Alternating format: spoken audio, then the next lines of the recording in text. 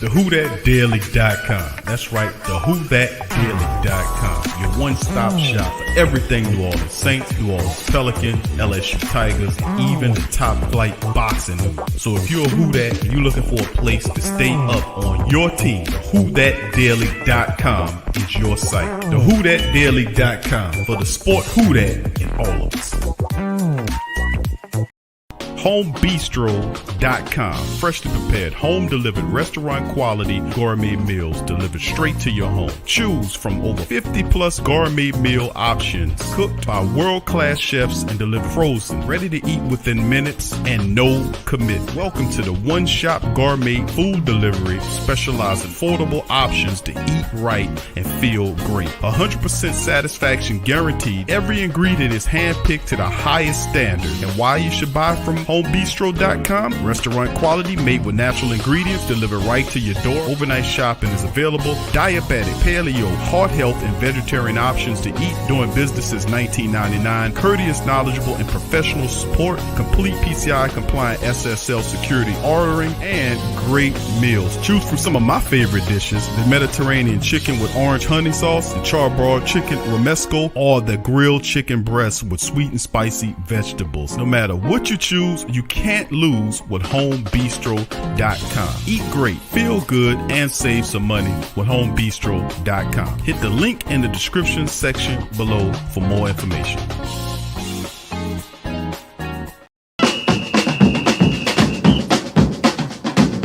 Who that say they gonna beat them Saints? Who that? Who that? Who that say they gonna beat them Saints? Who that? Who that? Who that say they gonna beat them Saints? Yeah. Well, all right. Like you always say, welcome, welcome, welcome. Number one sports talking D.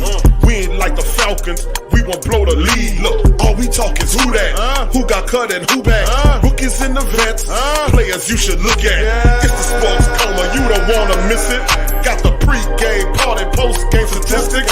Get a visit for Sway, maybe DC or 5. It's the hottest thing smoking, Big Q and the guys. Go to YouTube Live, make sure you subscribe. Interviews inside the Saints locker room high. Talk to Drew, Jordan, Zach, Peyton, New Orleans, Who Dat Nation. Best believe when I say we bleed gold and black. Ain't a miracle or rivalry could ever hold us back. No, Beastquake, Bounty Gate, let the truth be told. It's the sports coma, all we know is say Super Bowl. Yeah. You're listening to the Sports Coma with Big Q and the guys on the PRO Media Network. Who that to the black and gold family, man. We in this thing. Sports Coma is going down. Friday a stream. Much love to the great Saint Think Tank. We're in the building. Much love to you guys. I appreciate each and every last one of you for joining the stream. Much love to the fam.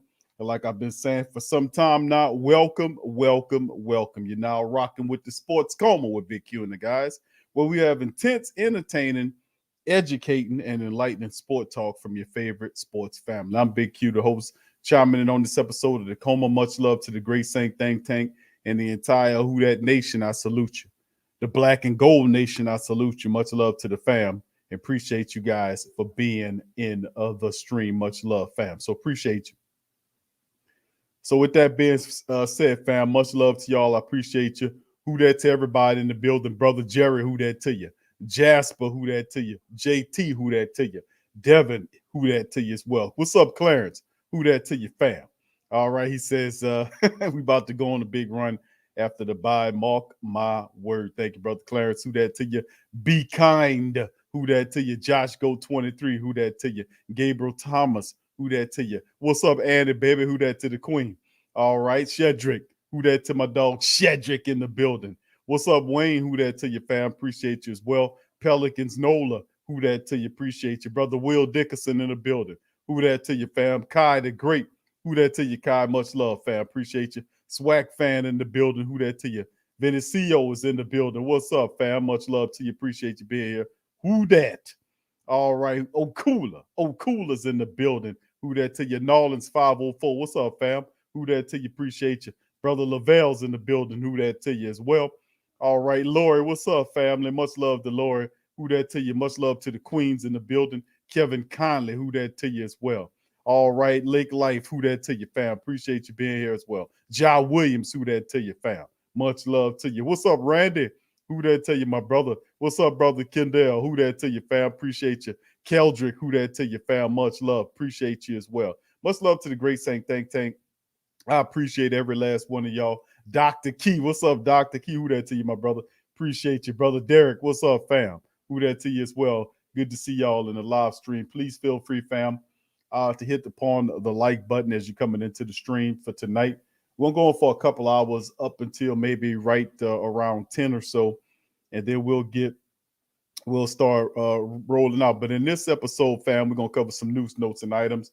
I've got the link pinned in the chat as soon as we finish covering a few of these news, notes, and items. Then we're going to open up the chat, as Friday is the stream where we open up and allow the family members to chime in with their thoughts of what happened, what's going on with the black and gold. We're really trying to keep the topic to the family dealing with pretty much the Saints at the bye. Thoughts of the Saints thus far through the bye at this point, and that's the theme of the show. And this one is this TSC Saints at the bye breakdown. So how do you feel about the team at the bye? Offense, defense, special teams. You know, of course, we had higher expectations, but we'll cover some of that. And now's your time in this show, after we finish going over a couple of articles, for you to get your word in edgewise about the black and gold. Big ups to the rest of the fam. What's up, brother Tori? Who that to you? Revolt Control. What's up, brother Revolt? Who that to you? Appreciate you being in the live stream as well. Big ups to the fam. All right, so with that being said, we're going to get ready to go into some of these articles. So hit the like button, family. If you're not a subscriber, feel free to subscribe, baby. All right, so with that being said, this is one we're getting right from our friends at the Canal Street Chronicle, and it's entitled, You Should Be Ecstatic. The Saints are 3-2 right now, and here's why. We'll cover that as well. We'll talk about this, and we'll get into this article and a few others about who's potentially coming back, as well as the Saints salary cap situation and movements. As the bye week is a good time for the black and gold to kind of look at itself, do a bit of reflection or inflection, and be able to then kind of navigate the correct path moving forward, despite all of the things that we were going through. So, you know, we'll go into that article. What's up, brother Trey? Who that to you, fam? Good to see you in the in the live stream as well, fam. Appreciate you. So let's get into it, fam.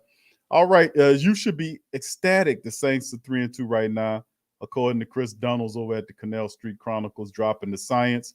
And let's get into this article. He says, and you should be impressed with Coach Payton and Jameis Winston helping the Saints get there. Okay, we'll get some of the family members' thoughts on what they think about this. The Saints, the players, the media, and their fans should be thrilled with a 3-2 record at the bye week, all things considered, when Drew Brees decided to call it quits after the 2020 season. If you were told the Saints would be able to go 3-2 during the first 5 games against the Packers, Panthers, Patriots, Giants, and Washington with Jameis Winston as starting quarterback, you would have easily signed up for that. I don't know if I agree with that. I most certainly would have said that the Saints would have been better than that. I knew we could beat the Patriots. The Giants, I knew the Giants would be a struggling team, and the Washington football team would also struggle. The NFC East is a struggling ass division right there. There's a lot of stuff going on that carried over from last season. I don't expect them people to get better that fast. There's a lot of really good teams in the NFC, but the NFC least are teams that are kind of struggling a bit with a lot of dysfunction going on. But most certainly the Saints at this juncture should be at least 4-1 in my book, giving up a 11-point lead to the Giants 2 weeks ago in a collapsing fashion. Is something that I would have not seen. It was it was like watching a building implode into its own footstep. It's just very uncharacteristic, but really 4-1 is my mark, but I'm not upset about 3-2. All right, let's get into the article here.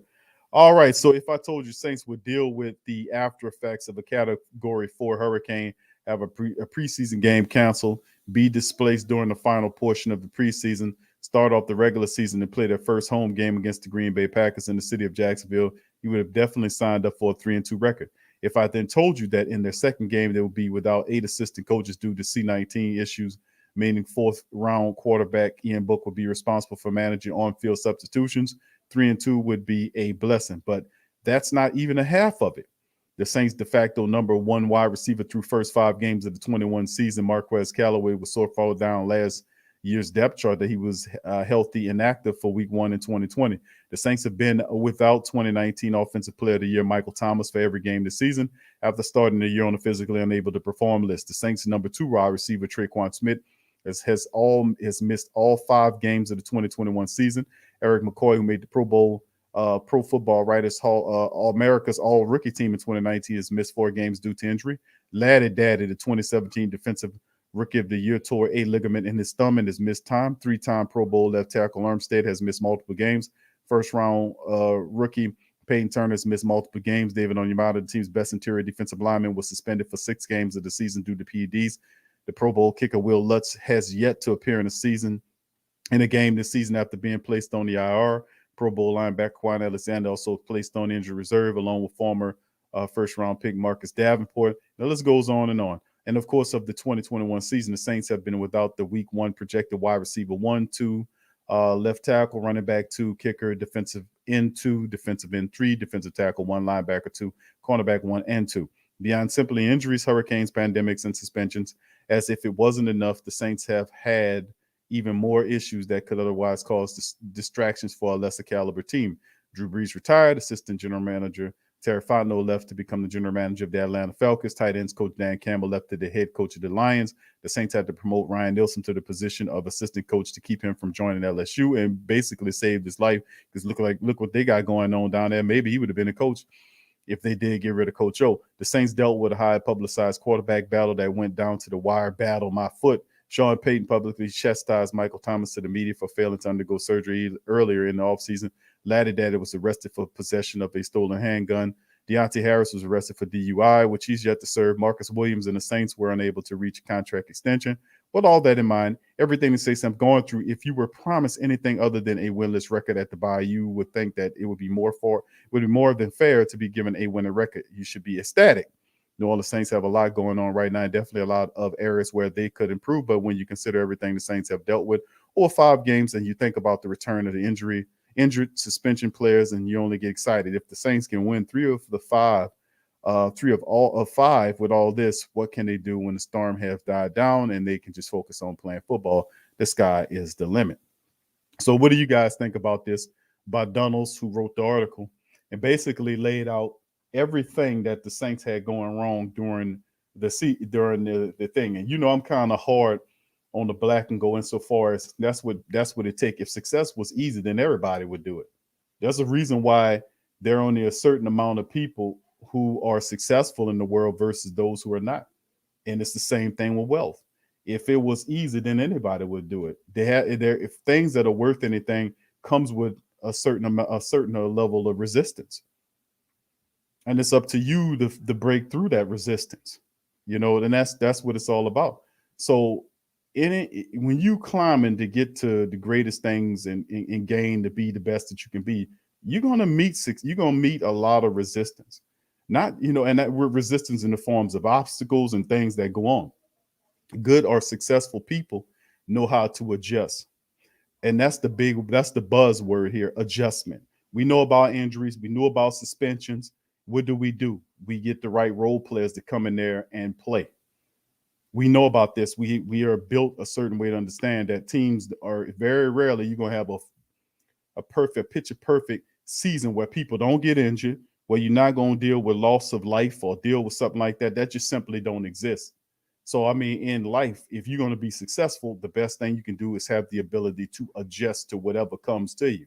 But the good thing about it is once you adjust to certain things, you do get a period of peace in prosperity where you can be able to move forward. But that's what it's all about. The teams that can adjust lose. The teams that can adjust fail. And they fail and they fail and they fail and they fail and they fail until whoever's leading the team finds out the correct way to get the team beyond its dysfunctional ways. What I'm saying is whether we're dealing with hurricanes, whether we're dealing with injuries, whether we're dealing with suspensions, whether we're dealing with DUIs, whether we're dealing with people retiring, whatever we're dealing with, the parameters are set. that we must succeed, regardless of whatever. 3-2, so you should be happy, but 3-2, and a lot of people is going to agree with Donald's that you're supposed to be 3-2. I'll say you're supposed to be 4-1. And watching these games, we've seen that the Saints were supposed to be in 4-1, but I'm not upset about 3-2, to be honest with you. Jameis Winston, I think really, if we can be more disciplined. My thing is, if we can be more disciplined here as a team and calling these plays and using the strength of what the team is based on and putting our players in the best position to win and playing smart and intelligent football, we'll beat a lot of these teams. And that's a big parameter of what we got going on. So what do you guys think about what's being said? That because Coach Payton ain't gonna let you use none of that. I'm gonna just be honest with you. Coach Payton ain't gonna let you use any of that shit. So I mean, that sound good to people who ready to say, yeah, well, yeah, that's true. We had this, that, and third, but who else didn't have that shit? Come on, be honest. Who else don't have injuries and suspensions and shit that they're dealing with right now? A lot of the teams that are winning games right now still dealing with injuries and suspensions and guys out for whatever reason. We ain't the only team that got to deal with stuff. But it's the mentality. That's why it's a handful of teams in the league that are successful enough to be able to make the adjustments that's necessarily that you need to do to whip your obstructions. We can never let the obstructions win. We always got to figure a way successfully how to beat and surmount those obstructions. That's what life is about. There is no other way. There is no other way. You either succeed or you fail. There's no in between ground. And Coach Payton is not going to let you use that shit as an excuse. I mean, he said it on countless of times. That's why we got depth charts. That we pick the correct players to carry on the team. We won't let injured players, we train guys to be ready to go at a moment's notice. Coach Payton ain't going to let you use none of that shit, man. I mean, that's for real.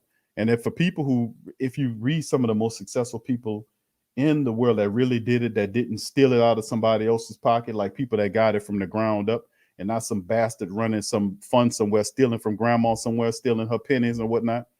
For the people that really got it, not the ill-gotten trash. I'm not talking about them. I'm talking about the people that really did it the right way, that pulled themselves up from very terrible situations up until success. Man, that is a beautiful thing, to be honest with you. It is a magnificent thing. That's why a lot of people love people like things like that. And a lot of these guys, like if you look at Coach Payton, they read those books and show us Drew Brees, they preach about stuff like that, about the mindset of a champion, of the mindset of a winner. And that's what the Saints have. They have a mindset of winner. We have some letdowns, but you can never give up. And we always got to be looking to make the proper adjustments and fight off that old dysfunction monster. Anyway, let's move on forward to the next one here by the Saints. Why Saints salary cap update, trade deadline implications after latest roster moves. Let's get into this one right here, fam, by Mr. Sigler of the Saints Wire.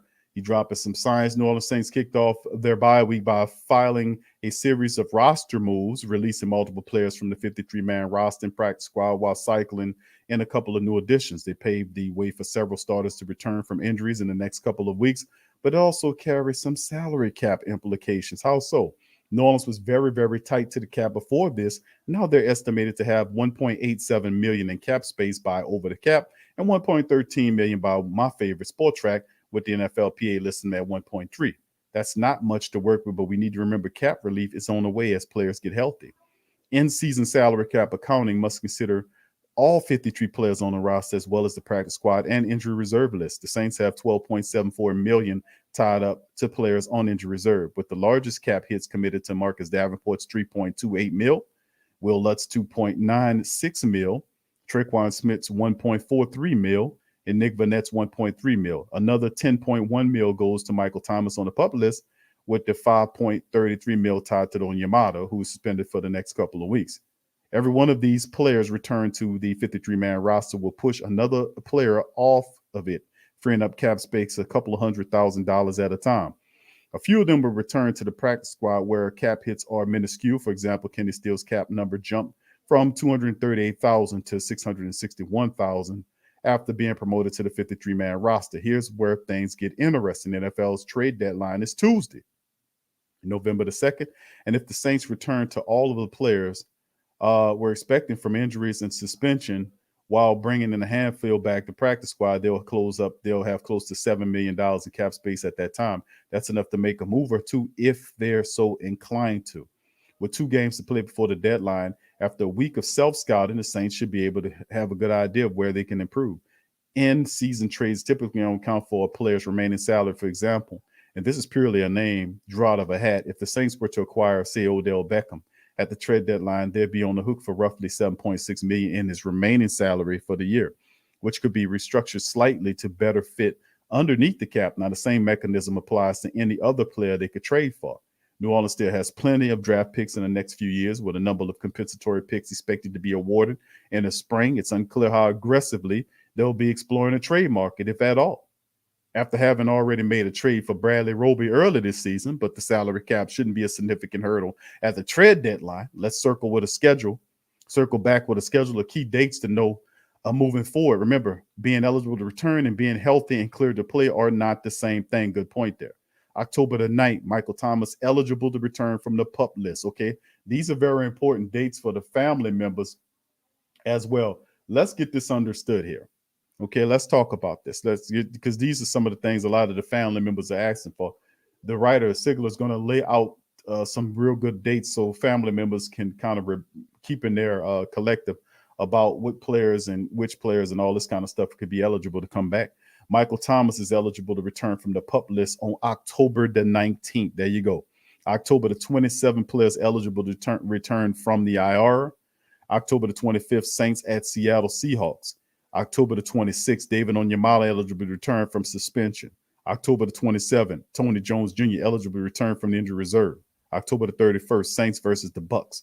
November the 2nd is the NFL trade deadline. So several very interesting dates moving forward that do put a timeline on players or ideas of players who family members want to know when they're coming. And I remember saying that this was a ways ago that we talked about the fact that we're looking at guys like Michael Thomas and Will Lutz and the rest of these guys in the time frame for when these guys could be coming back. So like I said, I think Mike will be a little further down the line, so will Lutz. But you could see some players after the bye week. You could see word on the streets, Traquan Smith, word on the streets, Eric McCoy, word on the street, and several other players that are going to come back, trickling back over the next several weeks when you start getting a lot of these impactful starters back up on the team. All right, so let's keep on going here. So very good article right here. It talks about the money. It also talks about what could be happening as a team. The Saints face, so to speak, of the players could look a lot different in the next couple of weeks. And we're looking for this. We most certainly are looking for this to happen, to help the team out moving forward. But listen, even though a lot of the family members are salivating for the prospects of having some of our key personnel back, I personally am very proud and happy of how some of our young people have handled the tough duty of doing what they do. And I'm proud of Marquez Callaway, how this young brother stepped up in the offense and did that, despite the fact that you had writers on his back yelling for people with names that we need to go and trade for a wide receiver. And you got Marquez Callaway, give the effing guy an opportunity to step up and do what he can do. See what he can do. We didn't guess wrong. I said it again. We didn't guess wrong on Marquez Callaway or none of these young guys. These young guys are very talented. When given an opportunity, they'll show up and make plays for you. Juwan Johnson was in the mix. He was buried underneath the depth chart with guys like LaJordan Humphrey. And look what happened with Juwan Johnson. He shifts to the tight end position. He has 3 touchdowns on the year. And he was scheduled to be the 3rd tight end underneath Troutman and Nick Vannett. He stepped up and had more impact than any tight end on this team right now. So that's another a big plug. Very proud of Juwan Johnson. Very proud of Marquez Callaway, Tony Jones before he got hurt. I'm proud of these young guys like Pete Werner. I'm proud of Pete Werner, who's 3rd on the team in tackles. I'm very proud of Paulson Adebo.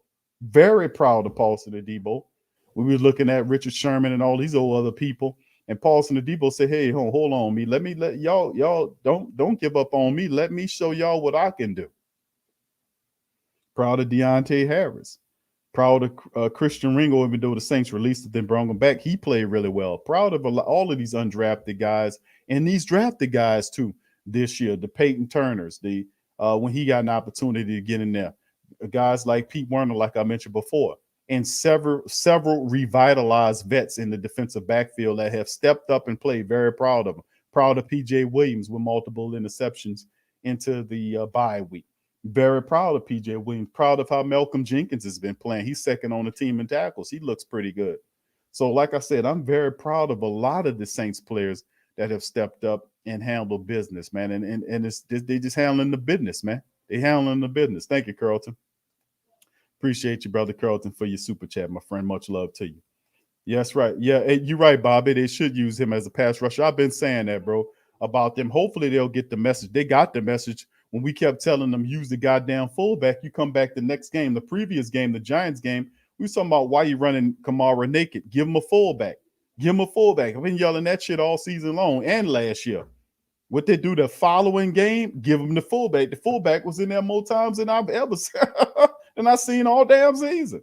So, I mean, you know, but it makes good football sense. If you're making good football sense, like, yeah, you know what? That's true. Because football is not, it's not complicated. They try to blur the lines by creating all of this language and all this stuff, but it's a child's game. You got grown-ups playing a children's game.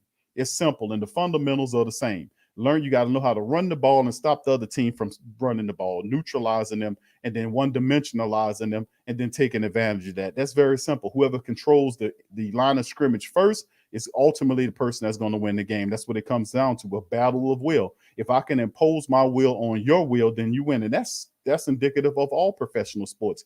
If we're fighting, and I used to box when I was young, and I'm going to tell you something. A part of that is strategy. A lot of it's strategy, but it's also putting your will on them to let them know that, hey, you ain't gonna get a goddamn thing in here. I'm gonna whip you 8 ways from two-step in here. And if you serious about it, you impose your will on them, you can back them people down, and you'll beat them. And it's all up in here, man. It's all up. And you could be the biggest, meanest dude in the world, and you can be the not so biggest, meanest dude. But if you got heart and you willing to fight and you smart, you can be able to beat that guy. I'm telling you what time it is. All right, big ups to him. What's up, brother Prime? He says, thank you for your super chat. He says, Sherman, my frat is hurting. But yeah, I know, bro. He was brother, he got hurt, man, and he been having a tough year, period, man. What happened with him? Because I think pretty much if he was healthy, if that stuff wouldn't have happened to him, what happened with the domestic stuff that happened early in the year, something tell me he would have been on the Saints' radar. They would have did it. But see how all that happens?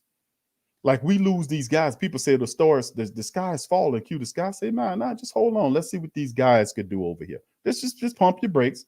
Let's see what these effing guys can do over. Let's see what they can do. Let's see what Callaway can do. Let's see what Adebo can do. Let's see what the rest of these guys that we drafted could do.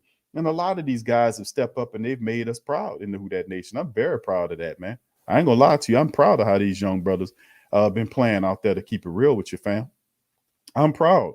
And I think you should be proud too of these young guys, man. These are some difficult situations, but these guys have stepped up and made some things work. So I'm really proud about that. But anyway, let's go into the final article right here. This is by Jeff Duncan, the old man. He said, here's a look at which Saints players are injured, who can return after the bye. It's a little bit more specific article going into it. And what Jeff saying is, with the Saints taking a respite for the bye week, I thought I'd fill you in on the latest intel I've been able to gather on the Saints' injured players. These are fluid situations. There's also a chance for a setback. So keep in mind that, in other words, don't bet your house on this info. Things could change in a week or so. That said, here's what I'm hearing.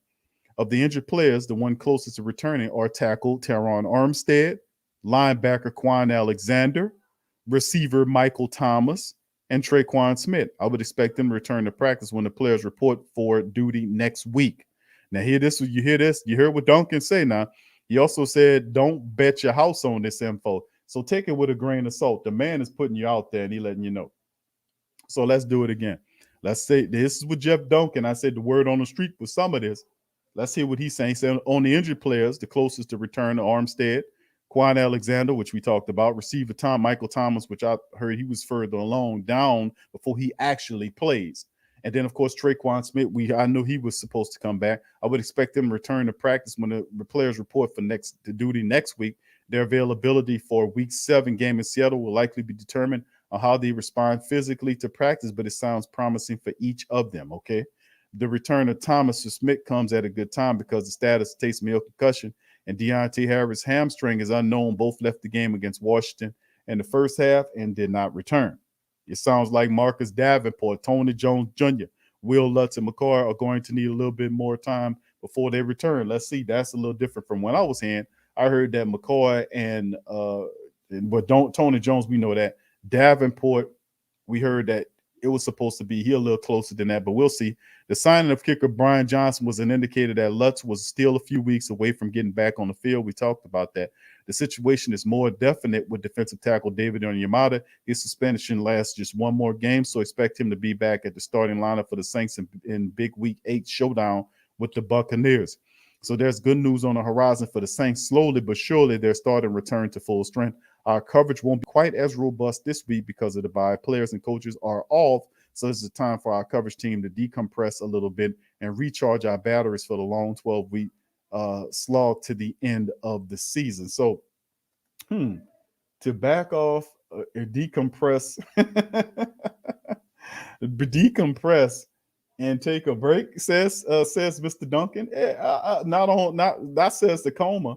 We don't know such words. All we know how to do is press forward, baby. That's how we do.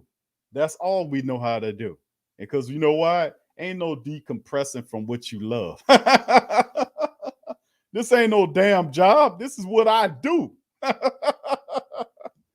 All right, let's get into it, man. Let's get back at it. All right, let's see. Now let's take a look at our coverage as the Saints. He says, as we wait for the return of the Saints. Now he talks about other articles and stuff out there that you can look at. Luke Johnson takes a look at the game. Musical Chairs first year offensive lineman coach Brendan Nugent has been forced to play this season because of injuries to several players in his group. The unit's ability to adapt and adjust has been a key factor to the Saints' 3-2 mark. Now remember, adjust. The key to it, fam, like the XFO, the key to success is you're gonna have obstacles that come to you. You're gonna have to know how to adjust to that. You can't fall a piece for every obstacle that comes to you. You know, and like I says like this: don't be a worrier, be a warrior. When you recognize this as an issue or an obstacle in front of you, don't sit there and contemplate on the damn obstacle. Or that's an obstacle right there. Yeah, oh man, who put this obstacle in my way? No, the hell with that. Once you recognize that it's an obstacle, it's a hurdle, or it's an issue, or it's a problem, then switch into problem solving mode instantaneously. Solve the problem, move forward.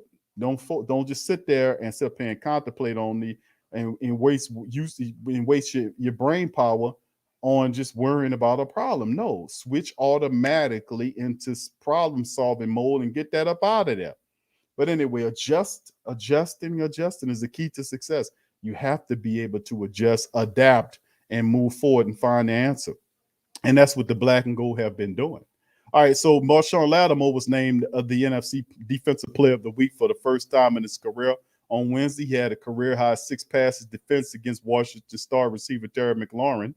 And another honor was announced on Wednesday, this one for former Saints great Sam Mills, the field mouse, the great field mouse, rest in power to him, who will be inducted into the club's Ring of Honor during a halftime ceremony on December the 2nd against Dallas. And of course, he had the details and covered that. So that's a few of the things. Very good article right here. Good information to have from Duncan, man. Duncan been doing that for years, man. For years. He old school up in the game. All right. So with that being said, man, that's cool and awesome all at the same time, man, to hear all that good information there. So that's awesome. So, man, big ups. All right, fam. So with that being said, fam, that's who that to you, Ramsey. I see you out there, CT crushing the rest of the family. Bobby, the space goer. What's up, L? Inside of L in the building. Much love to the Nola Bros, man. Big ups to my dog, L, and Teal. My dog, Teal, and the rest of the family. Much love to the Great Saint Think Tank. I appreciate y'all so much, so baby. All right, so with that being said, fam, well, look at that. We got a special guest we're going to tune in today, man, and we're going to bring him in to the stream right now, man, and I was supposed to, this is a surprise, because I was supposed to, I've been busy, I'll have to apologize. We got Mr. TJay in the building, TJay from the host from the State of the Saints. What's going on, brother TJay? How you doing, my friend? Hey, TJay, how you doing, Big Q? Okay, doing good, bro. Yeah, I can hear you, man. I can hear you. Yeah, good. I'm doing good. okay, Welcome man. to the stream. Yeah, thank you, man. Hey, I apologize. I know we were supposed to get together earlier, but I got to the radio station I work at, and I found out, man, we were supposed to host a jazz festival out in Myrtle Beach. So, man, I just got back home, but I definitely wanted to come on to the show, man, and I appreciate you for having me. Real talk. Man, I appreciate you, my brother. Yeah, I was kind of moving around. It was a busy day as well for me, my brother. I Yeah, appreciate man. you taking time out your busy schedule, jump on here and talk to these who that's on here and myself, bro. So with that being said, bro, 3-2, man. I covered a couple of articles, brother TJ, right now. Yeah. From a lot of the people saying that the Saints should be happy at 3-2 right now. We should be ecstatic with a 3-2 record. We sit up at the bye. We got people coming back. We kind of doing a little reflection here Mhm. about where we've been over the next 5 days. So talk to me about that, TJ. Let me know how you feel about the Saints' progression over the last 5 days. This roller coaster, exciting roller coaster we've been on. What's your take on it? I think this is the best spot we can possibly think of, especially all things considered.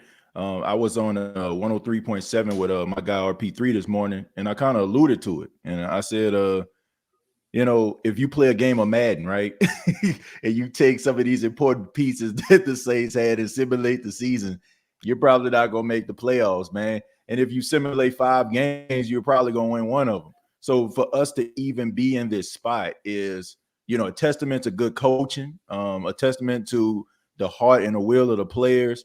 And, this is a good spot to be in, because now the second half of the season, you're going to get some of these guys back at a very important time when you're really going to get some of these tough matchups like the Buffalo Bills. I mean, I don't like them, but Dallas is playing really well.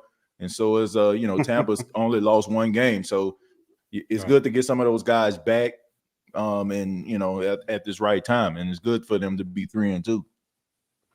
Yeah, bro. I'm with you on that, T. I was looking at it, bro. I was like, man, listen, real talk, bro. 4-1 is what we supposed to be. We collapsed against them Giants in the Mm-hmm. back ass of that game. But Yeah. with that being said, man, we came back out and had a pretty exciting effort against the Washington football team, which I'm proud of. But 3-2, man, is a good mark because we still got a lot of football to play, and we got some of the best players coming back in the next several weeks. Right. Let me pick your brain on this, TJ. Throw this out to you, my brother. Mm-hmm. Moving ahead, bro. Over the last 5 games at the bye, bro.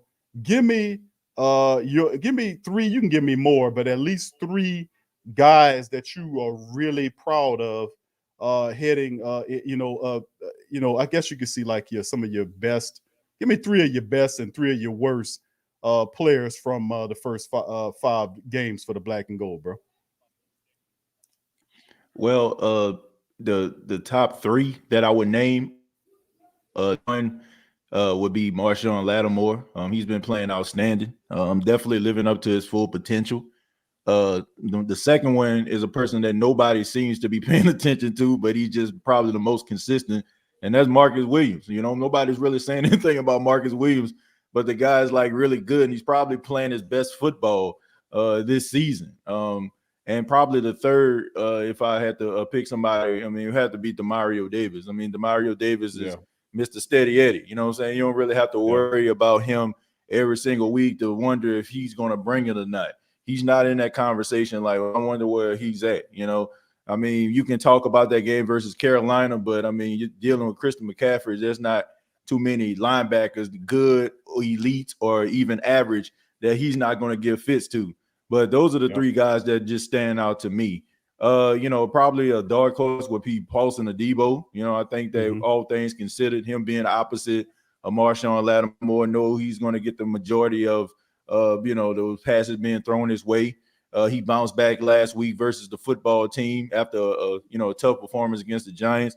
So he would be my dark horse. As far as the disappointments, probably the first person that I would think of when it comes to disappointment is a collection of individuals, and that's the kickers. What I'm saying? Take your pick.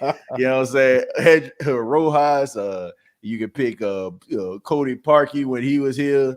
I mean, Oh, it's just been absolutely abysmal, man. So I mean, you got to start there. The next person that I would have to say would have to be, as a collective group, once again, would be the defensive line. I mean, you could take a look at anybody you want on a defensive line. They leave a lot to be desired, man. Barely getting any pressure on the quarterbacks. Guys got all day to throw the ball, looking through their progression about 3 or 4 times.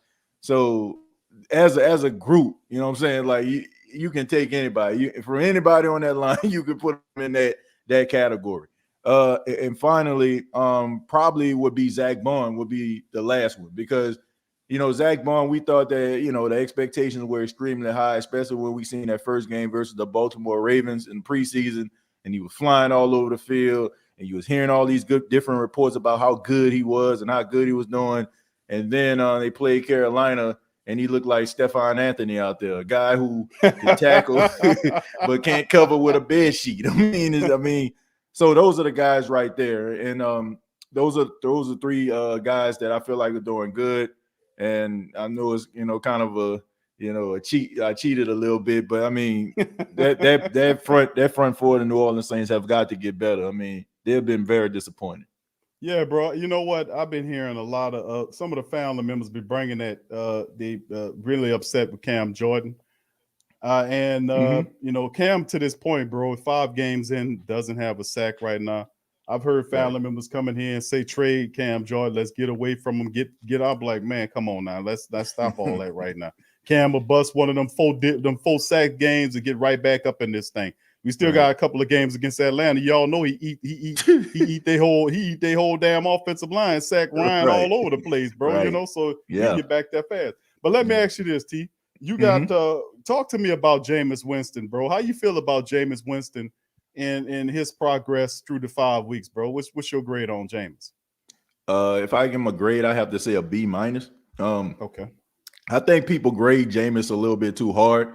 Jameis has to be the most scrutinized quarterback I've ever seen. Like most quarterbacks, they give them an opportunity to get better.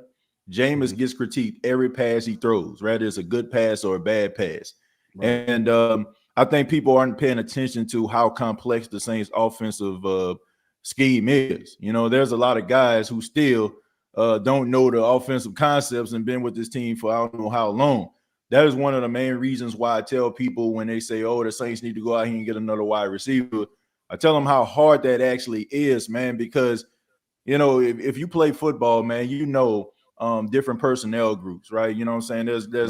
There's probably tops. Okay, if you're in high school, you probably got about 3 or 4. In your college, you probably got about 5 or 6, maybe 7. And even on a professional level, it's about 5, 6, or 7. With the Saints, you got 14, 15 different personnel changes. And that is a lot to absorb.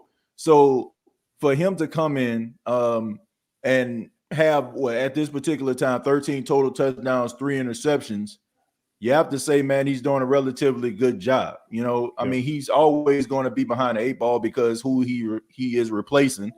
And, you can't get that out of your mind. Like, man, you're replacing a legend.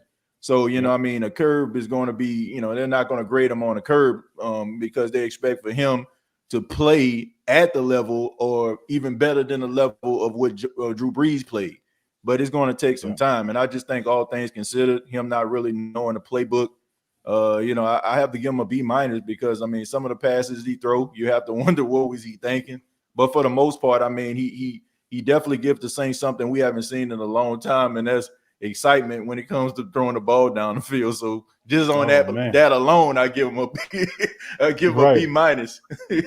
Right, man. It's good to see the true vertical attack. This guy's striking. The Deontay Harris bomb, what was TJay, 72-yard bomb against the Washington football team, and then the Hail Mary pass at halftime to Marquez Callaway. Listen, man, the deep ball is back. And listen, like I've been telling family members to have some patience with Jameis, man. He's just 5 weeks into this thing. We still got a lot of football left to play, man. We still got. So let's kind of span ahead, TJay. Give me your outlook moving ahead, bro. We got Seattle on the other side of the bye. You lined up, and then we got the most Succaneers coming up and around. So let's span ahead into the future, bro. What you think goes on here with Seattle, bro, coming up here after the bye? Big Q, I don't underestimate anybody. You know, I understand that Russell Wilson is not going to be playing, but we all know that the Saints sometimes they don't do what you want them to do. You know, like, nobody expected Daniel Jones to come into the Superdome and throw for 400 yards, force overtime, and throw a pass to Saquon Barkley to win. So, I mean, look, they got to handle their business. You know, I expect for them to come off the bye week inspired, with a game plan, understanding what they need to do with Seattle. As far as the Buccaneers are concerned, I mean, look, I understand they only lost time, but I mean, they can be beat. I mean, they got a secondary that's teetering on the brink of extinction, so to speak. Oh, yeah. I mean, plug in and play. I mean, you already just lost Richard Sherman, who you just signed a couple weeks ago. Carlton Davis is out. I think Murphy Bunting has been dealing with injuries. So it's not like, you can't beat those guys. But, the Saints are going to have to continue to go, win these football games because, I mean, Tampa is going to end up in the playoffs. Carolina, they look much better than a lot of people gave them credit for. Defensively, they're going to get better. Once CJ Henderson gets acclimated, maybe even, you get a couple of these other guys like Stephon Gilmore, they're going to be much better.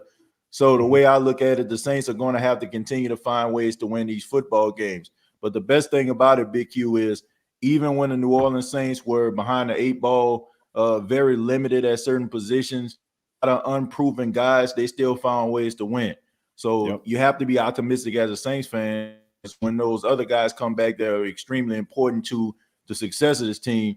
You have to say the lights are going to come on, and they're going to be really more formidable than they were in these last 5 games. Yeah, you're not kidding, TJ, man. To be honest with you, David Onyemata, in a couple of weeks, he'll be back. He is a force in the interior. And I think he definitely kind of uplifts that defensive line, man, to a great degree. Having Quan Alexander back, despite the fact that Pete Werner is looking fantastic, 3rd on the team in total tackles, is pretty damn good. You mentioned Paulson Adebo's progress. He's 4th on the team in tackles, but he has 2 interceptions as well. Playing really well, man. I'm so proud of our young guys. TJ was just talking about that. Being proud of our youngsters, man. They doing it. They stepping up. So let me. This will be the last point, my friend, to you. I don't want to hold you. I know you've been working your ass off all day. I ain't gonna hold you. But let's talk to me, TJ. Talk to me, TJ, about our youngsters, bro. About Pete Werner and the Debo, and so some of our drafted guys. Marquez Callaway often get a lot of criticism about Callaway. And I was like, it's just amazing. But talk to me about the process, the progress, and the maturation of our young people holding it down while some of our more established guys on the IR. It's the same thing I said at the beginning. It's a testament to this coaching staff and this organization. They have been doing an outstanding job over the last 3 to 4 years, bringing guys in that can contribute right away. And 9 times out of 10, Big Q, that's the recipe for success. A lot of fans, they want you to go out here and sign a bunch of free agents for max dollars, and they think that's going to equate success. The way the Saints are trying to structure their team, that is how you're going to win for the long haul. So these guys that they've drafted, guys like P. Warner, guys like Paulson Adebo, Peyton Turner. I mean, these guys have been paying dividends, and they've been showing flashes. So them showing flashes so young in their career, it only shows you that the sky's the limit for these guys. They've been doing an outstanding job. They've took their shots, Paulson Adebo, against the Giants, but the guy bounces back. If he has one bad play, he's not going to have 2. So you got to like what you're actually seeing out of these guys. And, I think that the Saints really have done a really good job, scouting these guys, getting these guys in. And even, Landon Taylor, the guy who is, a backup offense. I mean, they said that he's showing a lot of promise. So he probably can be one of those guys if you choose not to bring back Teron Armstead, which all things, what I'm hearing is they're going to allow him to test the free agent market. You have somebody else that can come in and play right away. You talk about Landon Young, my bad. But he's been doing a really good job. Yeah, been doing a really good job. So altogether, this team, selects the right guys, right locker room guys, good personalities. And I like what I'm seeing right now from this group of guys because, they're contributing. And I think without these guys, I mean, maybe the Saints wouldn't have not, you know what I'm saying, won a few of these games. Bro, they were impactful, bro, to be honest with you. What was it? 13 tackles, I think it was, that Werner had. P. Werner Yeah. had last game, led the team in tackles last game, all over the field, looking good. Debo Yeah. making his plays happen. And then, of course, we talk about what's his name?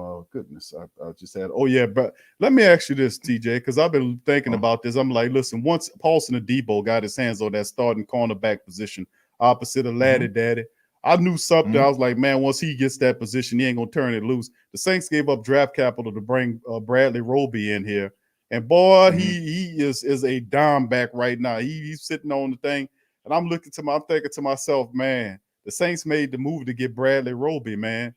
But let me ask you this: what do you think about Bradley Roby's prospects of getting Adebo's current position? I think it's not going to happen, you know. And here's the reality, you know. The reason why the Saints decided to get Bradley Roby is because I'm just going to be real. They didn't know what they had in Paulson Adebo. I think that they thought that he had a guy. They had a guy with a lot of promise. But I think he exceeded their expectations because there's no way in hell they would have traded for Bradley Roby if Paulson Adebo is playing the way that he is right now. Yeah, that would be asinine. You know what I'm saying? Really don't really need him. I mean, the last game, I want to say Bradley Roby was on the field like eight, 9 snaps. You know what I'm saying? And think about this, right? I want people to think about this. The Saints traded a 3rd round pick for Bradley Roby. And I think Carolina traded like a 5th or a 6th round pick for Stephon Gilmore. Put that in your mind, right?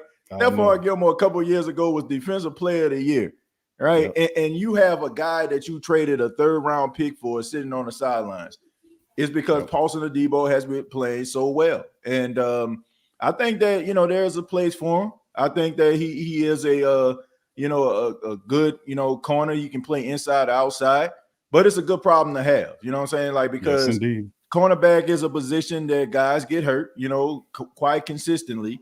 And for you to have somebody like Bradley Roby that can come in, know that you can put him on the outside and do a formidable job, I think that's a good thing. But the Saints really did not know what they had in Paulson Adebo, which was the reason Bradley Roby is there. I guarantee you, if they could have it back, Bradley Roby would not be a New Orleans Saint right now. I agree with you, bro. You absolutely 100%, 1,000% correct on Paulson Adebo. I think you definitely right. He definitely exceeded their expectations about what they had in him, despite the fact that you had this brother coming in here and he didn't play football in over a year. He dealt with injury, then he was out of football for a year. He come up in there and make it happen, man. I mean, he has some tough outings with DJ Moore. But outside of that, he's had a few problems. But man, there's more pluses and minuses than with Paulson Adebo. And he's a terrific young cornerback, man. And I'm just so happy. The Saints secondary, man, look absolutely wonderful, man. And a lot of the overall uptick of the secondary, I give it a lot of credit to our new defensive back coach, Coach Richard, who's the architect of the Legion of Boom. He wanted a Legion of Boom in the black and gold. He said that. Nobody promoted him to come up here and say, you gonna make a Legion of Boom? No, he volunteered that information, says he wants a Legion of Boom in the black and gold building. How you feel about that, TJ?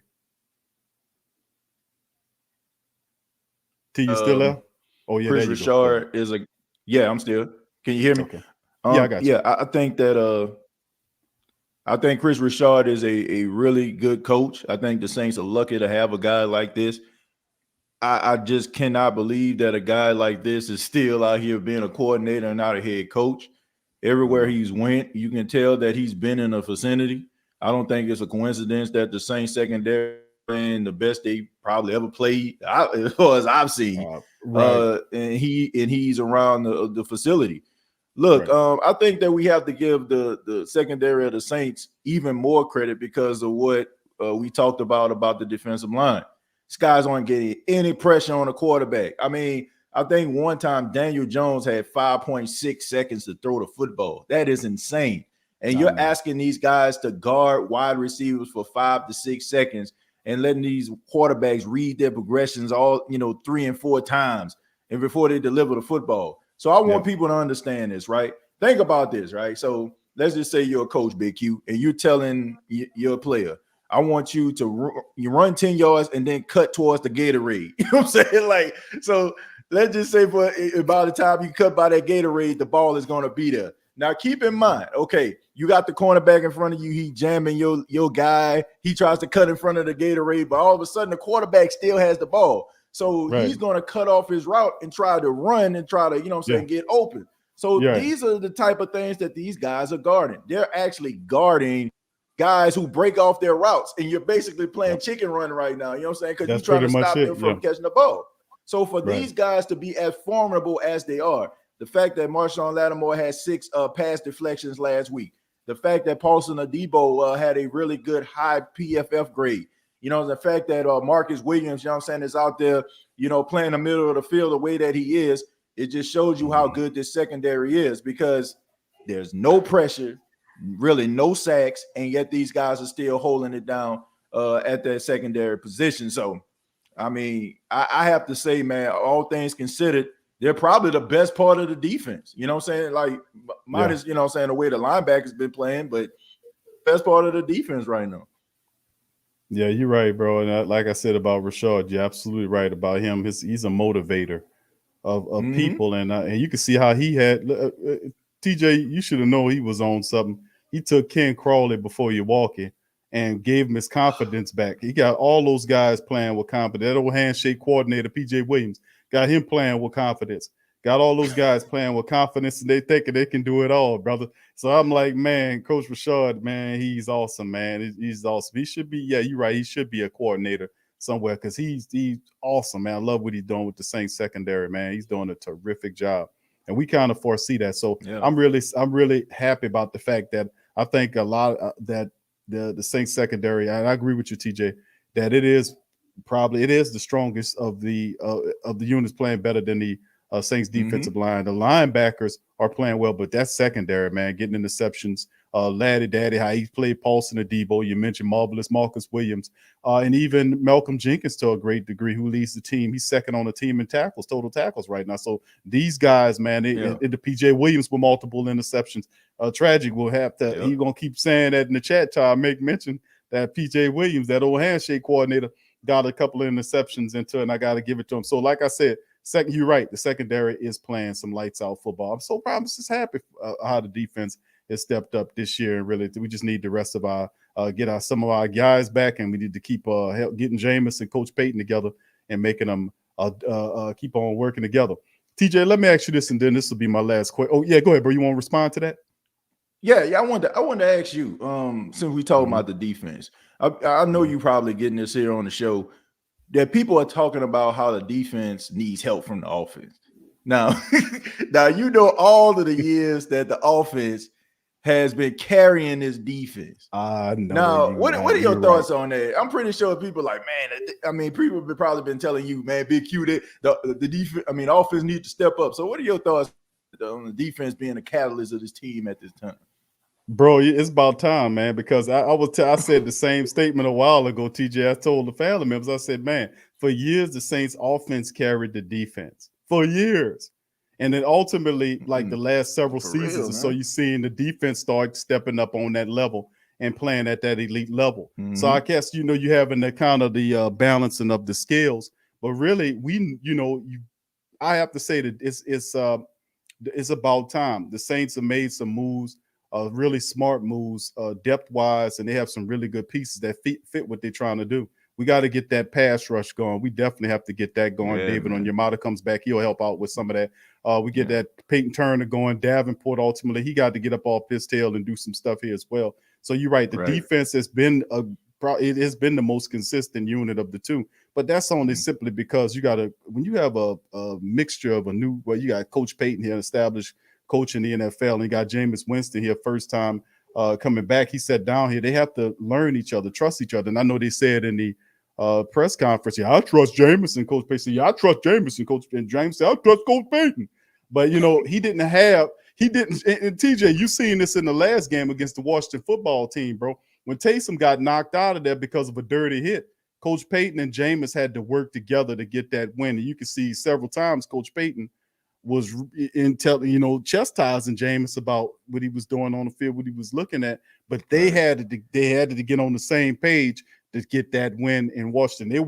They was on Front Street with that, and they were able to do it. And Coach Payton couldn't turn to Taysom and say, you know what, just go up in there and act like you in the shotgun, and you're gonna throw the ball, but they're gonna hike you the ball, and then you're gonna run 5 yards back to the line of scrimmage, and then turn into a running back and run over 3 or 4 people and pick me up a first down and ultimately a touchdown. Couldn't do that. You had to rely on Jameis to win the game, and I thought that was really big. But to your point about the defense, you're right, bro. Yeah, I mean, look, Sean Payton is lying if he says that he trusts Jameis Winston. He doesn't. You know, so I'm just being serious, man. Like, I can't sugarcoat it. He does not trust this dude, you know. But I mean, some things you can understand. You know what I'm saying? Like, you know, you want to make sure that he's responsible with the football. But I don't think that you need to like completely limit this dude. I mean, he has a lot of talent. You know, I mean, it's just a matter of you trusting this guy. I mean, it's so many times I've seen with Jameis cooking, you know what I'm saying? Like, you know, putting drives together, and all of a sudden, like, he just completely stunts this guy's momentum by putting Taysom Hill in the game. Like, it made absolutely, like, I go back to the Giants game. It made absolutely no sense at all that you just seen Jameis Winston throw the ball down the field to Kenny Stills for a touchdown. It was called back, and you come right back out and try to throw the ball down the field with a quarter that looks like Blake Gillikin is punting. You know what I'm saying? Like, it don't make any sense. So you can't tell me that he trusts you. You know, nah, bro, I'm not buying that, man. Look, I understand, like, some people in the media, like, man, you know, Sean Payton, do you trust him? No, he don't. No, he don't, man. You know, some people, you know, they probably feel like I want to make Coach Payton mad, or, man, look, he does not trust this dude. And anybody believes that Sean Payton trusts Jameis fully, they're lying to themselves, okay? And they're also lying to the people that follow them. So that's not true. I mean, it takes time in order to but at the same time, I mean, look, you got to allow this dude to do the things that he's good at. You know what I'm saying? And he's really good at a lot of things. But I just think that he's too much in his head. He's thinking about making a mistake. And I think that's the reason why he's not really pushing the ball the way that he should, because I just feel like there's so much white noise that's clouding his knowledge. You know what I'm saying? Like, I mean, think about this. Think about that play. Okay, when he could have easily ran for a first down, but instead he tried to throw it to Chris Hogan, and it was incomplete. I don't want to say it was on a third down, but he had a first down there. You can't tell me you can't tell me that's not a quarterback that's not in his own head. So he's not going to be in his own head if he had a coach that actually trusts him. So he needs to trust him. TJ, you're right, man. He missed badly too. He had 2 guys. He had have Kamara over there too. He had Kamara over there and Hogan, and he missed them badly and had to open up. And Coach Payton got on him after that. But you're absolutely right. You watching the games, and he is definitely stifling the momentum of Jameis in the game. And it was in that Giants game where you could see true, because when you put Taysom out there, Taysom ran for the touchdown. You come back with the next driver. So Jameis Winston looked dead in the water. He was a cold fish in the water. He had no way. I'm like, what's going on here? And it ultimately hurt. So and also it's very difficult. Most people have to understand, if you're not a quarterback that's used to coming out of the game, like if you're the starter means that 100% of the time I'm in that thing doing this thing. And then you pulling me out for Taysom, and Taysom ain't even throwing the ball. Why are you doing that? You can leave Taysom Hill in there and me in there. If you want Taysom to be in there, put him as a running back in there. Put me back there in the shotgun with him, me being Jameis, and say, okay, if we hike the ball, at least that'll be a lot more unpredictable than the predictable shotgun play with Jameis taking the ball. Like, he going to throw it when you know he going to run it. So, I mean, we have to change that thing up. But go ahead, TJ. Well, I put it to you like this, Big Q.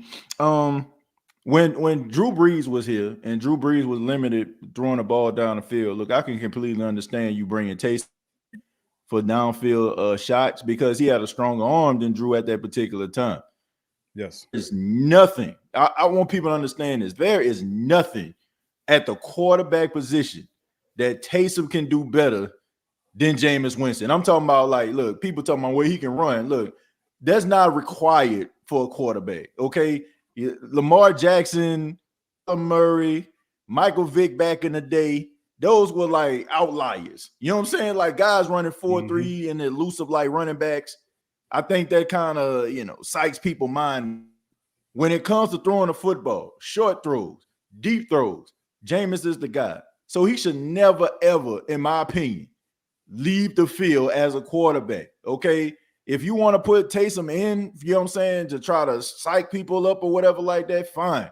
But throwing the ball 20 plus yards down the field, I'm not feeling that. And also, man, like, to be honest with you, the only reason I feel like they have these packages for Taysom Hill is, number one, I just feel like he getting paid a lot of money, because you can easily, like, think about this. If you have a quarterback that can make all the throws, all right, if you get yourself an Alvin Kamara and a sledgehammer running back, why do you need Taysom Hill? Like, think about that. You know what I'm saying? So this has everything to do with him making $14 million, because you know what I'm saying? Like, you can't, like, if you see him pouting on the side, like, oh man, I need to do something for Taysom. No, he's a quarterback. You had a competition. You lost the competition. So they don't owe you anything. Nope. So that's all I'm saying. Like, right. So I mean, honestly, they don't need him like that. You can easily just find yourself a sledgehammer running back. But we had one. Use him. Mm-hmm. We had one. TJ, his name was Latavius, and we put him in the street. and the thing, it was interesting, bro, is that a lot of family members like Taysom Hill's his scheme, bro. But the problem is Taysom is, I mean, he says he's a quarterback, but he doesn't go through his progressions. He has happy feet, doesn't have the patience, doesn't have the feel for the pocket. Like you said, he won the competition, quote unquote. Well, it really wasn't no competition. Jameis Winston blew him out of the water, right. Clear and crystal. But I mean, the reality is, if Sean Payton must run this system, TJ, he will, is that like with everything in life, you got to have balance to it. So I mean, right. He gonna some kind of way he gonna put Taysom in there to throw. My thing is this though, TJ, Jameis Winston, you're absolutely 100% right. We do not need Taysom throwing the deep balls, because remember that was that play when Jameis. What was the play that happened when Jameis Winston was in there, and then it was a penalty that brought the play back, and then they put Taysom in there and he threw the interception. He severely underthrew Deontay Harris, and I was like, why is Taysom Hill in there trying to throw the deep ball? Man, and after the play, just put TJ, you put Jameis Winston there, that's a touchdown. Right. He had what's his face? What's the Giants cornerback name there? Bradbury. James Bradbury. Bradbury beat 8 ways from Tuesday, bro. Only thing he had to do is put that ball out front of him. Deontay Harris would have ran up under that thing. He would have never taught. He'd still be running to this day. I mean, but the reality is, like, we Taysom, Coach Payton loves Taysom Hill. But if he got to do that, bro, and I'm so much against it, because I think it'll definitely upset the harmony of Jameis Winston, because he never been done that way. It's incredibly difficult for a guy that's a rhythm player to go in there and catch a rhythm with the offense, and then you pull him out of there to put a guy in there just to make a run in, just to get a run in there or whatever you're doing with him, and then say, okay, go back there and get fired, get hot again. Some guys build up a rhythm, and if you break their rhythm, that could be catastrophic. And I've seen some of that happen. I've seen that happen in the Giants contest, and I'm totally against that. So my thing is, if you see Jameis rolling, if you see Jameis balling, don't put Taysom in there as a quarterback. Put him in there as a wide receiver, a running back, and all this kind of old stuff. But don't put him in as a quarterback when you see Jameis Winston rolling. What do you think about that? I 100% agree with that. And I think I want to give people the wrong idea, like I got something against Taysom. I don't. I like Taysom for what he is, but I just think that he gets put in at like the wrong times. Like, I don't know, man. It's like you cooking this real good meal, you know what I'm saying? And then you like, need salt. And then you know what I'm saying? You put salt on there, like that's the way I look at it. Like, like Jameis was cooking. You know what I'm saying? Like this, like that Giants game probably was one of the best games he played as a starter. Like he was on. You know what I'm saying? Like he was wheeling and dealing. And then all of a sudden, like you bring Taysom in here, like why? It just did not make any sense. And I mean, Taysom, you know what I'm saying, for the most part, showed, like, okay, he came in the game running people over and stuff like that. That's cool. But I'm like, why you got him throwing the football when Jameis is really cooking at throwing the football? So I just think that Sean Payton's issue is having a pulse on the game. Like I just don't understand, like, when you got a quarterback that's driving down the field, like he's connecting with his receivers, and then all of a sudden, like you take him out and then put Taysom in for you to run a halfback draw. Like it really just does not make any sense. And we seen this on like several occasions where it came back to and bite the Saints when they got a quarterback that's dealing, and you end up taking them out. You know what I'm saying, and putting somebody else in. It's kind of like the complete opposite, right? When Taysom in that wild card game versus the Vikings, he was dealing. You know what I mean? Like you should have like kept him into the game, but instead, you know what I'm saying, you bring back in Drew Brees and he fumbles the football. It's like Sean Payton don't have a pulse on the game. It's like he just he gets these moments where he overthinks himself and he just does something like that just makes absolutely no sense and just completely like sucks all the energy out of the place. Like I can't believe this. Like I mean, I cannot believe what I'm seeing when I watch it. I'm like, why are you doing this? You know what I'm saying? It's completely unnecessary. You're right, bro. That was that Giant game. That Giant, we were up by 11, bro, and I'm like, what is going on? What the hell just happened? We just went right down the drain and imploded so fast. We was in the tailspin. Like, what is going on here? But you're absolutely right. He does not. I don't know who has the thermometer to keep the feel of the game going on. You know what I'm saying, TJ? I don't know which guy, because I know he brung on Cheney, which was the guy that is the offensive analyst, he calls him, or it's not an assistant, but an analyst, Cheney, who he brought in before the season started to give him more of an insight. And he has been, we've been on Coach Payton the last several years and talking about the accountability, because when you failing in the playoffs like that, you got to have some inflection here and figure out, okay, maybe something here is getting beyond me. I need to go and seek counsel from other guys. And we had the conversations with Mike Martz and how he can use Elvin Kamara like he used Marshall Faulk in his system, right, which was a good idea.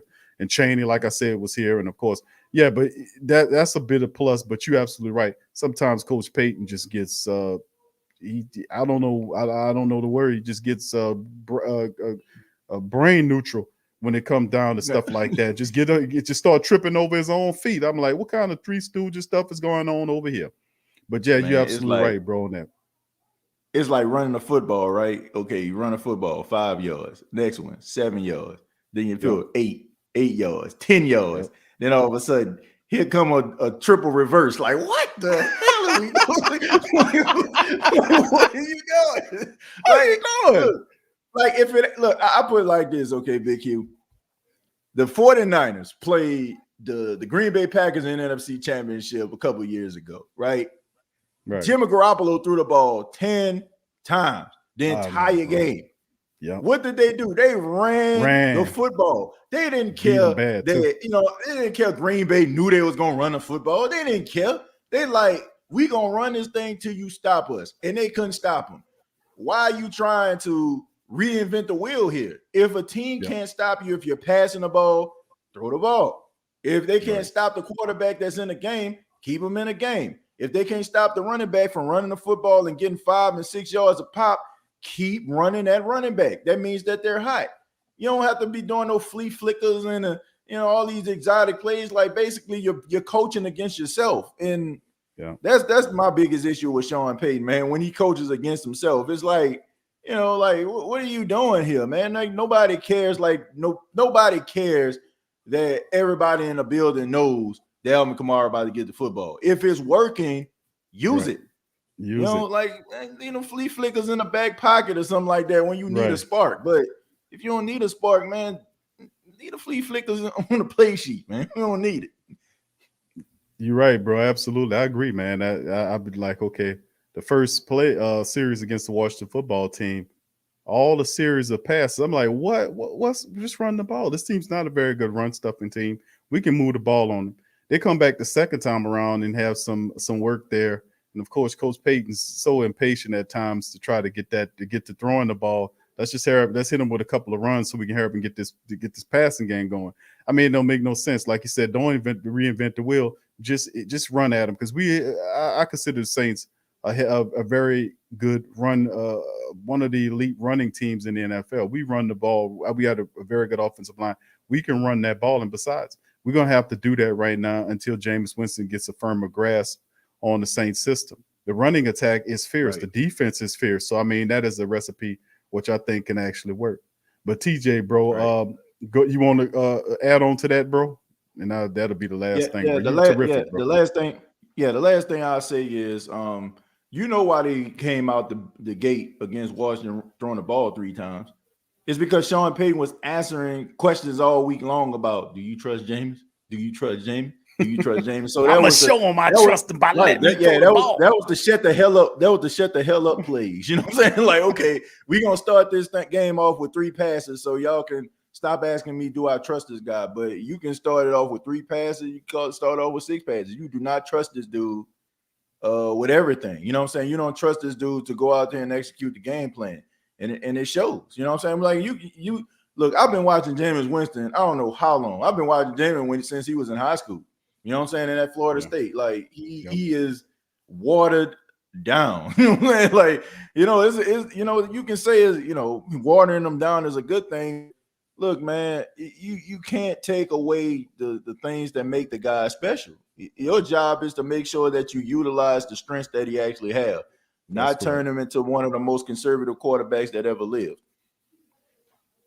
Right, bro. You know, you're right. You got to put him in an environment to succeed and utilize his best assets and try to do your best to kind of take away the dysfunctions that he had by making them understand. But the Saints are loaded, bro. We have so many talented players around him. And I think he'll be able to prosper in this system that we have here.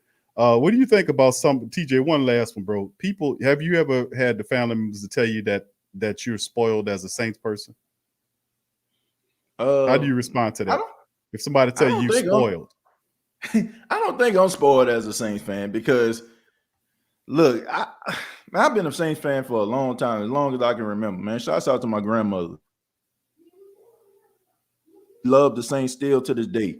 Like, after I do a show, she calling me up or asking my mama to ask me questions about the show. But I can kind of differentiate. You know what I'm saying? Like, I know what it's like for us not to have nothing. Like, when the Saints win, you shocked. You know what I'm saying? Like, you in awe. You know what I'm saying? And I also know what it is to have prosperity, the years where Drew Brees was here. But I do think that some Saints fans are spoiled, but I don't think it's any fault of theirs. Like, I think people need to understand, when Drew Brees got to New Orleans, a lot of these kids that are 10 years old, 25, 26, that's all they know is the Saints being really good. Like me, being 35, I'm like, I can remember when the Saints weren't so good. I remember when they had some trash at quarterback, couldn't stop nobody, couldn't catch a cold, 40 below zero. I remember them days. So I don't consider myself as a spoiled Saints fan, but I can't knock other Saints fans that are younger, in their early to mid 20s. All they know is prosperity. The ones that I fault are the ones that are like 34, 35 years old, 40 years old. Man, we ain't never gonna have nothing. Drew, like, bro, man, you remember when Bobby Bell was here, Jim Everett, Billy Joel, Wade Wilson, you know what I'm saying? Like, you remember them days, Andre Hastings, Sean Dawkins. Come on, man. Like, y'all remember these days. So I'm like, how can y'all sit up here and fix y'all mouth to talk about? Like, you know what I'm saying, Big Q. So yes, I do think there are certain spoiled Saints fans.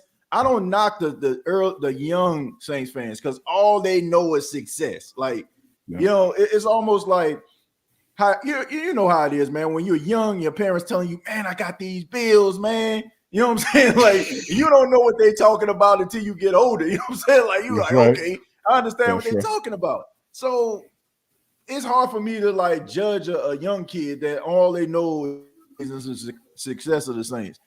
The true spoiled Saints fans are ones that are in like the mid 30s, 40s, 50 years old, whining about Jameis Winston. Like, knock it off. Like, you can't tell me all the trash you've seen that Jameis Winston ain't some of the best, like one of the best quarterbacks, physically gifted quarterbacks the Saints have ever had. Like, knock it off. Those are the spoiled Saints fans, Big Q.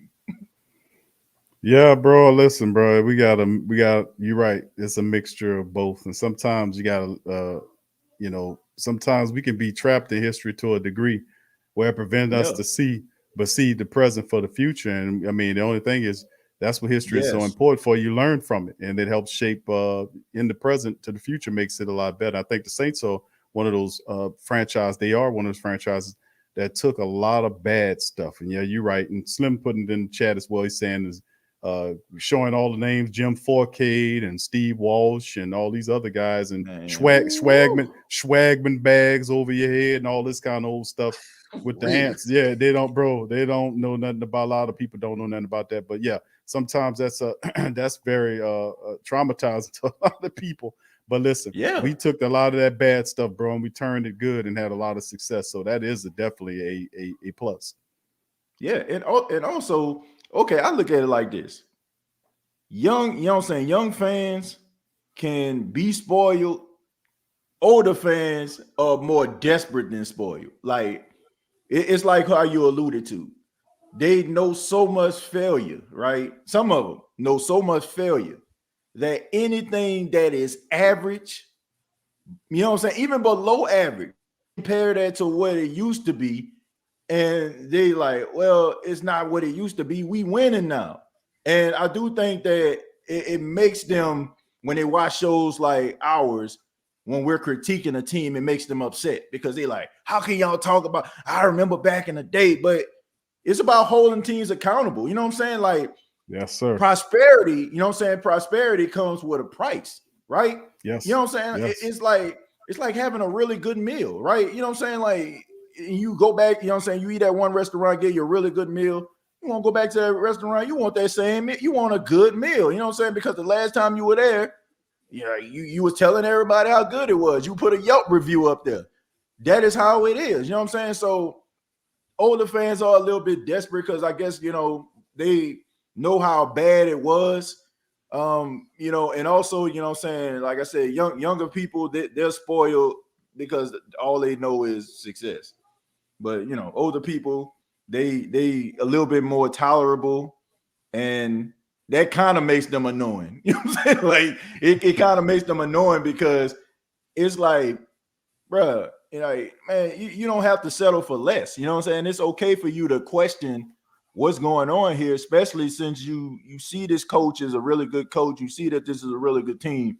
You should want the absolute best from it. So, older fans can get a little desperate. But hey, man, listen, TJ, man, it's been fun, man, talking to you, bro. I know you're an hour ahead of us. It's almost 11 your time, bro. You had a long day, bro. Listen, I appreciate you popping in, bro, and talking to the great Saint Think Taking Who That Nation, man. Much love to you, my brother, for doing what you're doing, bro. And like I said, bro, like I said, TJ, every so many months, bro, we always link back and try to hook up to keep that connection going between me and you, bro. I got much love for you. You from out the 9, I'm from out the 9, bro. We got, it's all love here, bro. So like I said, appreciate your insight, bro, and thank you for popping in on it, bro. Yeah, thank you for having me. And like I said, man, I do apologize. I knew we were supposed to get together earlier. But I definitely. Bro. Yeah, but I definitely love everything that you're doing, man. I mean, sky's the limit for you. You know what I'm saying? You work hard, you're dedicated to your craft. You love the New Orleans Saints, man. And, man, the people, people that check out the State of the Saints podcast, they speak so highly of you, man. You're well respected in the Saints circles, you know what I'm saying, among Saints fans. And, I can understand why, you know what I'm saying? And I appreciate everything that you're doing and all the hard work that you're putting in too, man. And I definitely got to get your take. You know what I'm saying? I got to get with you about that the heavyweight fight over the weekend too. Oh man, TJ, I was supposed to bring you, bro. Listen, bro. Yeah, bro. I promise, bro. Bro, we gonna talk it up, bro. I know you're a Crawford guy. I know you love Bud Crawford, bro. He got one coming up against probably as tough as at the welter against Sean Porter. That's gonna be a tough one, bro. But yeah, bro, that fight with Tyson Fury and Deontay Wilder, my goodness, bro. My goodness. Man, crazy. But yeah, TJ, we gonna do it, bro. I'm gonna send you the link, bro. We're gonna set it up, bro. We're gonna do one. I'm gonna have to see what your schedule look like, but I'm gonna get you on Ring Kings, bro. We gonna talk it up, bro. I love talk. I know you at Crawford, man. You really intelligent on that boxing too, bro. Yeah, man. Hey, I love it, man. Look, that was an awesome fight, though. But I definitely got to get your take, man. And I appreciate you once again for having me on the show. Thank you, man. Yeah. Thank you, TJ. Much love to you, bro. And that was a crazy fight, man. My little boy, my youngest son, my youngest son watched the fight with me, man. It was a hell of a fight, to be honest with you. And then they got people talking about, well, this happened and that. I was like, man, come on, man. Okay, this time around, the man got him fair and square. He beat him, and Deontay just didn't have no legs. I don't know what happened. He went in there, bro. Just got winded after the fourth round. He didn't have any legs, bro. And I was like, man, Deontay, he said, but you know what though, TJ? He said, bro, in the previous things that he don't do much cardio, like he don't run and all that. I'm like, see, that's you got to build that wind up. But go ahead, bro. What you was gonna say? Man, hey, okay. I got two things to say, man. I know we try to wrap it up. Okay, number one, I was in Alabama. Okay, I was in Tuskegee. My wife, her best friend, got married over the weekend, so they were sleeping in the bed. They were sleeping in her mom's guest room, and I'm like sitting on the floor. I got my tablet. And I'm like looking on full. And I'm like, man, I screamed so loud, man. My girl popped up. She's like, what happened? What happened? I'm like, man, I was like, man, you missing fight of the decade right here. So that's number one. But number two, man, there's a great read of Big Q. I don't know if you've seen it, but it was by the trainer that trained Deontay Wilder. And he's talking about like some of the things he endured as his trainer, man. And anybody that's a boxing fan, check it out, man. I mean, he reveals some real stuff, man. Some real stuff about Deontay's Wilder work ethic, training and behind the scenes stuff, man. And if you look at that article, read it, you'll understand like why the fight probably didn't go his way. You talking about Malik, his trainer, bro? It's an article he wrote or interview? Yeah. I don't know who it was. I can't think of the Malik guy's Scott. name, but it was the one that threw in the towel in the second fight. Oh no, you talking about Mark I can't. Is it Breland? Is it Mark Breland? Mark Breland. Okay. Yep. Breland. Okay. Check it out. Check it. I'm a matter of fact, I'll send it to you. I'll send it to you, DM it to you so you can check it out. But yeah, do that, TJ. I won't read that. It's revealing stuff, man. Revealing stuff.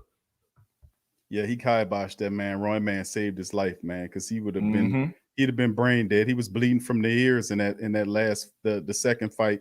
And that's what he told him when he leaned over. He said, why'd you stop the fight? And he was talking to him. He pointed, you could see him point to the side of his head, say he was bleeding from the ears. I don't know if you noticed it. In the third fight, he was bleeding from his ears again. I'm very concerned about Deontay Wilder, man. Very concerned about it. He wanted to stay in that fight. He think he a gladiator, and I'll talk about that on Ring King. So like, listen, bro, this is boxing. It's a business. It is you're not a gladiator from Rome. This is not a life and death situation. Your situation, it can be if you're not smart in the ring. It's not fun and games. The option of the idea of the game is to hit and not be hit. Mayweather had it best. A lot of them, that's what they teach you.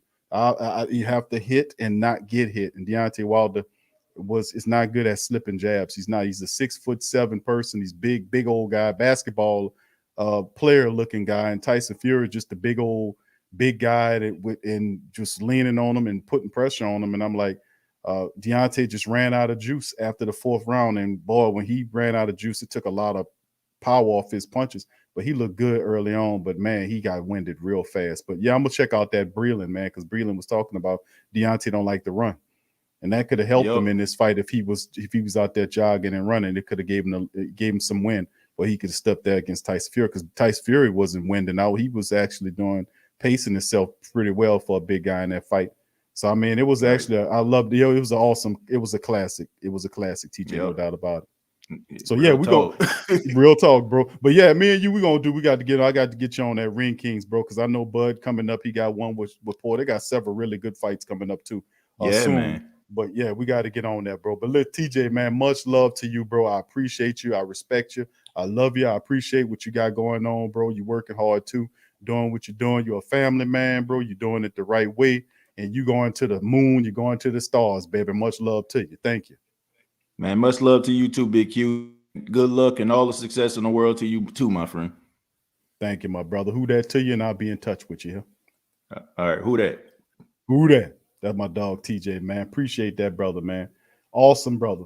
But yeah, family, like I said, man, every several months or so, me and TJ always reach back. I'll get on his show. He'll pop on this show. It's just just something that me and the brother got going on. You know, he a good dude, man. I got all the world love in the world for old TJ. Great person. But yeah, and listen, fam, listen, I appreciate you guys. I appreciate you guys too. I got all the love in the world for you too, and all the family members out there. And I appreciate you. Now, this one was supposed to be something we opened up the phone lines. It turned into a really good show, and I appreciate the family members here. But listen, I'm about to clock out, but don't be upset because I promise you guys we'll be back tomorrow on Saturday. We'll do a Saturday stream, and I'll open up the lines of communication for the family members to chime in. We'll do it up again tomorrow for Saturday. So don't, if you didn't get an opportunity to get your word in there, that's all right. Just know and understand that Saturday we'll open up the lines of communication for the family members to come on up in this thing and talk what they need to talk about the Saints. Let's begin it. But the idea is what you think about the Saints in the bye week.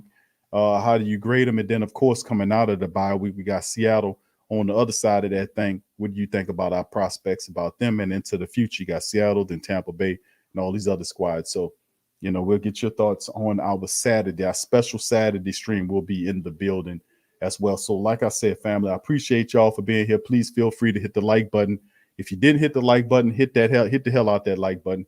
Hit it. If you're not a subscriber, smash upon the subscribe button. Hit the hell out that subscribe button as well. Also, feel free to share the show's link on your social media feed as well, because it helps out the platform as well. So also check out the merch we got for our team, for our family members who love Jameis Winston, who want to support Jameis Winston, and he's your quarterback. Then feel free to go to our community section and be able to get the new Team Jameis gear. Hashtag Team Jameis gear that was released. I think it was last week. Some new gear to the pro shop. Some new pro merchandise has been released.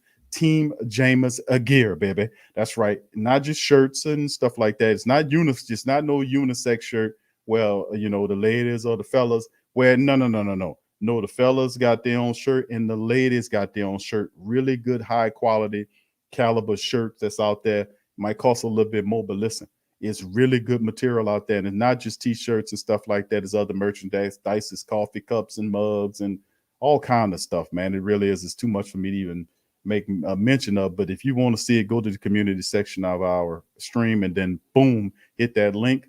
And then it'll take you right in there. You can see all that merchandise. Also, there are links in the description section below for our merch to get that going as well. So, and also feel free to become a YouTube member of the channel. It helps us continue to grow.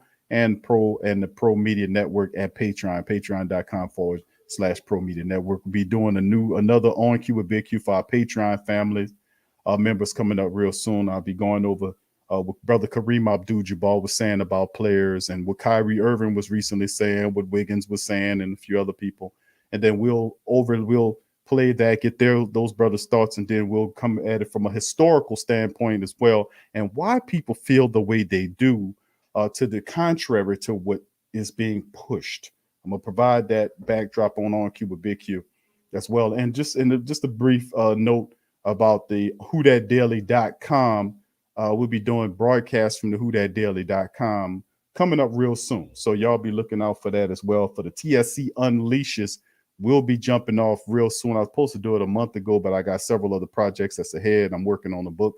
So with that all being said, family, we're going to keep moving on with this thing. We're going to keep doing it, baby. We're going to keep working it hard and doing it, baby. So with that being said, I'm going to clock out on that. I love y'all. I appreciate y'all. And I'll be back on Saturday, family, with some more Saint content and to hear from you guys. And y'all want to hear what you got to say about the black and gold going ahead. So we'll be back with our special Saturday stream. So with that being said, much love to y'all. I appreciate y'all, and I'll see you later. Yeah. Well, all right. Like you always say, welcome, welcome, welcome. #1 sports talking D. We ain't like the Falcons, we won't blow the lead. Look, all we talk is who that, who got cut and who back. Rookies and the vets, players you should look at. It's the sports coma, you don't wanna miss it. Got the pre-game party, post-game statistics. Get a visit from Sway, maybe DC or 5. It's the hottest thing smoking, Big Q and the guys. Go to YouTube Live, make sure you subscribe. Interviews inside the Saints locker room high. Talk to Drew, Jordan, Zach, Peyton, New Orleans, who that nation. Best believe when I say we bleed gold and black. Ain't a miracle or rivalry could ever hold us back. No, Beastquake, Bounty Gate, let the truth be told. It's the sports coma, all we know is say Super Bowl. Yeah. You're listening to the Sports Coma with Big Q and the guys on the PRO Media Network.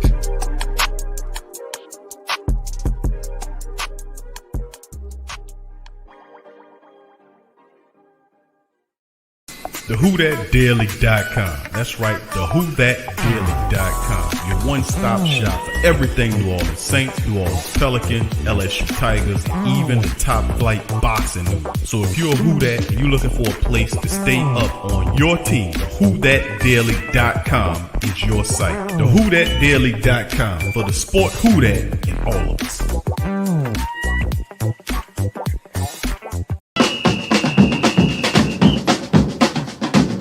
Who that say they gon' beat them Saints? Who that? Who that? Who that say they gon' beat them Saints? Who that? Who that? Who that say they gon' beat them Saints? Who that? HomeBistro.com. Freshly prepared, home delivered restaurant quality gourmet meals delivered straight to your home. Choose from over 50 plus gourmet meal options cooked by world-class chefs and delivered frozen, ready to eat within minutes and no commit. Welcome to the One Shop Gourmet Food Delivery, specializing affordable options to eat right and feel great. 100% satisfaction guaranteed. Every ingredient is handpicked to the highest standard. And why you should buy from HomeBistro.com? Restaurant quality made with natural ingredients delivered right to your door. Overnight shopping is available. Diabetic, paleo, heart health, and vegetarian options to eat. Doing business since 1999. Courteous, knowledgeable, and professional support. Complete PCI compliant SSL security ordering and great meals. Choose from some of my favorite dishes: the Mediterranean chicken with orange honey sauce, the charbroiled chicken romesco, or the grilled chicken breast with sweet and spicy vegetables. No matter what you choose, you can't lose with HomeBistro.com. Eat great, feel good, and save some money with HomeBistro.com. Hit the link in the description section below for more information.